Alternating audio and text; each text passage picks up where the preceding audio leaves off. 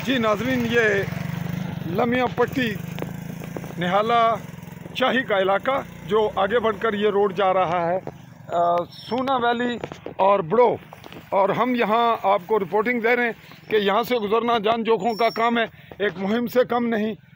ये लोग यहाँ से कैसे गुजर रहे हैं हम आपको एक करीब से इस वक्त की झलक दे रहे हैं, जब बारिशें बंद हुए हुए लगभग एक हफ़्ता हो गया और तवील सैलाबी बारिशों की वजह से जो सूरत ख़राब थी उसके असरात आप देख रहे हैं कि क्या हैं और इस पे हुकूमत क्या कर रही है और हुकूमत करेगी भी क्या, कर सकेगी भी क्या, हुकूमत है किसकी।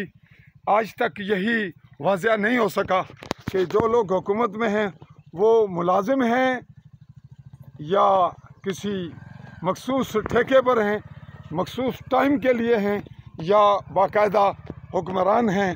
इसकी आइनी पोजीशन कानूनी क्या है, ये टुकड़े हमने मुख्तलिफ हवालों से आपको इस रोड के दिखाई। 1 किलोमीटर का रास्ता गैर पुख्ता, जिसके मामले पर सियासी और गैर सियासी या मफादाती मामलात ज़ेर कार चलते रहते हैं।